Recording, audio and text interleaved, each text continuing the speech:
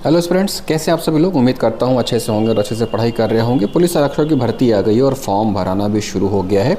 लेकिन फॉर्म भरने से पहले जो इसके नियम और कानून हैं, कायदे हैं, वो आपके लिए जानना ज़रूरी है। इसलिए इस वीडियो के माध्यम से मैं आपको बताऊंगा कि अगर आप आरक्षक की भर्ती के लिए फॉर्म अप्लाई करने जा रहे हैं तो पहले उन नियम को जान लीजिए जिन नियमों के बारे में आपके लिए जानना ज़रूरी है। सबसे पहले तो ये कि रिजर्वेशन, कि कहाँ पे क्या कितना रिजर्वेशन रहेगा। तो सबसे पहले ही दिया हुआ है भूतपूर्व सैनिक, यानी कि कोई एक्स आर्मी मैन है, वो अगर आरक्षक की भर्ती में शामिल होना चाहता है तो जितने भी कुल पद हैं उसका 10% पद उनके लिए रिजर्व रहेगा। इस तरह से जो आरक्षक की भर्ती कर रहे हैं एक्स आर्मी, 10% उसके लिए रहेगा। और ओवरऑल जो टोटल है महिलाओं के लिए 30% रिजर्वेशन रहेगा। सपोज़ कि अगर मान लीजिए अभी तो फिलहाल 5,900 के आसपास पद हैं, अगर हम इसे सीधे एग्जैक्ट फिगर में 6,000 मान लें तो 30% यहाँ पे सीधे महिलाओं के लिए रिजर्व रहेगा और 10% एक्स आर्मी के लिए, मतलब 40% सीटें यहाँ पे आपके रिजर्व हो जाती हैं। बाकी जो 60% सीटें बचेंगी उसमें अलग अलग लोगों के लिए रहेगा। लेकिन ये जो 30% महिलाएं हैं इसमें भी किसी एक कैटेगरी के नहीं होके, बल्कि सभी जो कैटेगरी की महिलाएं हैं उन सभी के लिए ये रिजर्व रहेगा। एक सवाल जो सबसे पहले उठता है कि आखिरकार सैलरी कितनी मिलेगी, क्या कुछ सैलरी रहेगी। तो जो वेतनमान है 7वां वेतनमान, उसका पे मैट्रिक्स लेवल 4 है, जिसकी स्टार्टिंग होती है 19,500 रुपये से। लेकिन इसका मतलब ये नहीं कि 19,500 रुपये ही आपकी सैलरी रहेगी। तो ये प्रारंभिक वेतन है 19,500। इसका मतलब क्या हुआ कि 19,500 रुपये आपकी सैलरी है, प्लस इसमें आपका HRA जुड़ेगा। अगर आप रायपुर या भिलाई में रहते हैं तो आपको HRA मिलेगा 9%, बाकी शहरों में रहते हैं तो आपको HRA मिलेगा 6%। प्लस ये जो 19,500 है इस पे आपको मिलेगा DA, जो भी वर्तमान में DA चल रहा है। तो सपोज़ अभी 42% DA चल रहा है तो 19,500 पे 42% आपको DA मिलेगा। और ये अगर DA बढ़ता है तो 19,500 के बाद ये भी बढ़ता जाएगा। तो इस तरह से एक अच्छी खासी सैलरी आपके हाथ में आएगी। ये पे मैट्रिक्स लेवल 4 है। तो इस तरह से आप अपनी लगभग सैलरी कैलकुलेट कर सकते हैं कि कितनी सैलरी मिलेगी। 19,500 में सीधे 42% और इधर 9% जोड़ेंगे तो ये हो जाएगा 51%। तो 20,000 माने तो लगभग आपके पास 30,000 से प्लस की सैलरी जो है आपके हाथ में आएगी। ये देख लिया आपने। अब देखते हैं आयु सीमा कि इसके लिए आपकी एज क्या होनी चाहिए। यहाँ पे साफ दिया हुआ है कि जो एज है वो 18 वर्ष से लेकर 28 वर्ष तक के बीच में रहनी चाहिए। और इसके बाद जो एज है उसमें कुछ छूट भी मिलेगा। अब यहाँ पे जो SC हैं, ST हैं या OBC हैं उनको उच्चतर आयु में 5 वर्ष तक की छूट प्रदान की जाएगी। उच्चतर आयु मतलब 28 है और वो अभी तक एलिजिबल नहीं है, उनकी एज ज़्यादा हो गई है तो उनको 5 वर्ष की छूट मिल जाएगी। तो वो 33 वर्ष तक इसके लिए आवेदन कर सकेंगे। इसके बाद जो स्थानीय निवासी महिलाएं हैं उनके लिए उच्चतर आयु में 10 वर्ष तक की छूट है। दैट मीन्स कि 28 + 10 38 साल की उम्र तक वो इस फॉर्म को भर सकती हैं। यहाँ पे कुछ और कैटेगरीज हैं जिसके बारे में दिया गया है। विधवा, परित्यक्ता, तलाकशुदा महिला अभ्यर्थियों को उच्चतर आयु सीमा में शासन द्वारा निर्धारित 5 वर्ष की छूट की पात्रता होगी।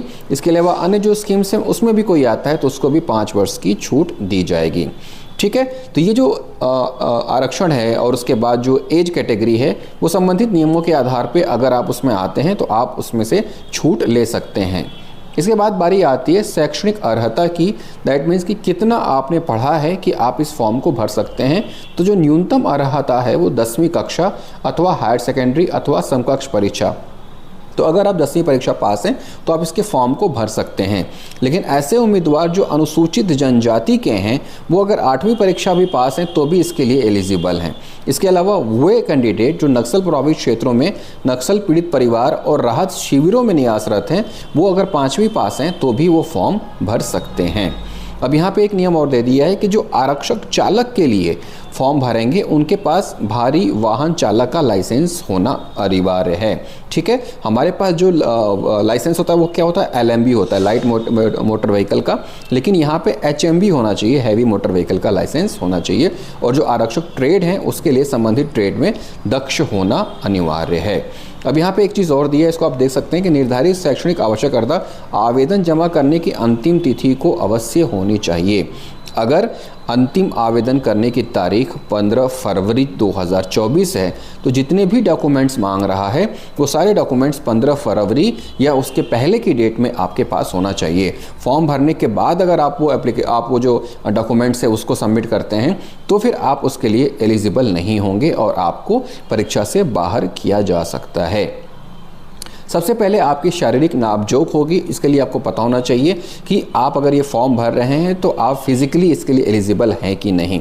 अब यहाँ पे सबसे पहले आती है हाइट। आप देखिए, सामान्य जाति हो, अनुसूचित जाति या अन्य पिछड़ा वर्ग हो, उनके लिए जो हाइट है पुरुष के लिए 168 सेंटीमीटर होना चाहिए और इसके साथ साथ आपका 5 सेंटीमीटर सीना भी फूलना चाहिए। जितना भी सेंटीमीटर सीना है 81 न्यूनतम होना चाहिए, न्यूनतम 86 फूलने के बाद होना चाहिए। इससे अधिक है तो अच्छा है। सपोज कभी यहाँ पे 81 है बट आपका जो सीना है वो 90 सेंटीमीटर है तो आपको फुला के 5 सेंटीमीटर 95 तक करना होगा।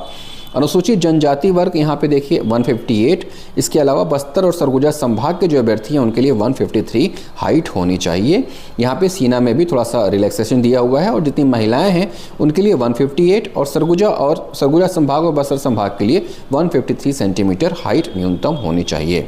अब यहाँ पे आप देखिए नीचे लिखा हुआ है कि सीना फुलाने एवं बिना फुलाने में कम से कम 5 सेंटीमीटर का अंतर होना आवश्यक है। ये ज़रूरी है। अगर आप 5 सेंटीमीटर सीना नहीं फुला पाते हैं तो आपको बाहर किया जा सकता है, लेकिन महिला अभ्यर्थियों को इससे छूट है, उनके लिए ये अनिवार्य नहीं है। अब सबसे बड़ी बात जो पुलिस में भर्ती होने के लिए आती है वो ये है कि आप दिव्यांग नहीं होने चाहिए, आपका नी नॉक नहीं होना चाहिए। नी नॉक का मतलब क्या है कि आप जब खड़े हो जाएंगे अपने पंजों को और एड़ी को सटा के तो आपके घुटने भी आपस में सटने नहीं चाहिए। फ्लैट फुट नहीं होना चाहिए, मतलब जब आप चल रहे हैं तो आपके जो पैर के पंजे हैं उनका पूरा निशान ज़मीन पर नहीं बनना चाहिए। आप फ्लैट फुट हैं कि नहीं है इसको जाँचने के लिए आप पानी में अपना पैर जो है भिगा लीजिए और उसके बाद फर्श पर रखिए। उससे आपका दिख जाएगा कि आपके पैर पूरी तरह से चपटे पड़ रहे हैं या फिर बीच में एक गैप बना हुआ है। तो जिसका गैप बना हुआ है वो सही है और जिसका पूरी तरह से चपटा है वो फ्लैट फुट होता है। इसके अलावा जो चश्मा लगाते हैं उनके लिए क्या, चश्मा लगा लीजिए, कोई दिक्कत नहीं है, लेकिन आपका जो विज़न है एक आंख से 6/9 और दूसरी आंख से 6/12 से कम नहीं होना चाहिए। चश्मा लगाने के बाद भी आपका विज़न 6/6 है तो आप एलिजिबल हैं।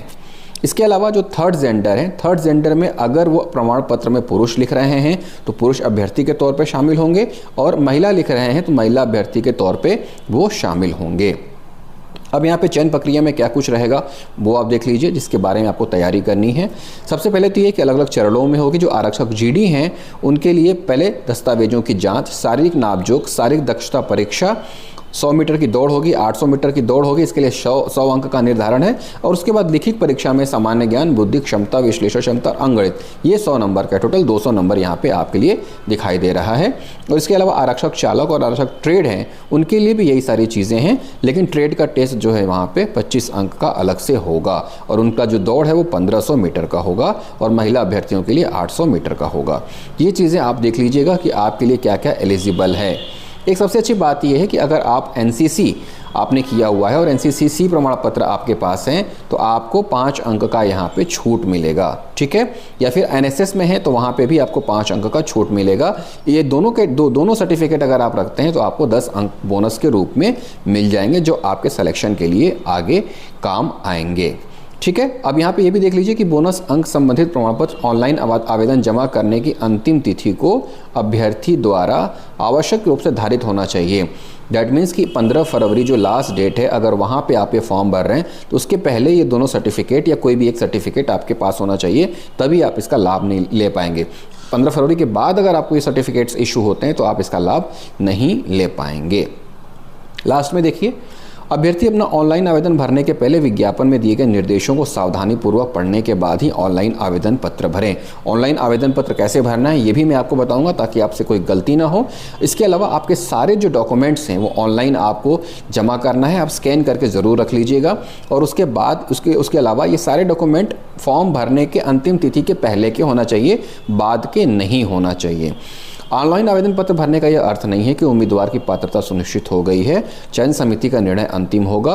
विज्ञापन जो निकला है उसमें कोई त्रुटि भी हो सकती है तो उसके लिए पुलिस मुख्यालय जिम्मेदार नहीं होगा। बाकी के जो रूल है उसके लिए आप यहाँ पे लगातार cjpolice.gov.in वेबसाइट देखते रहिए।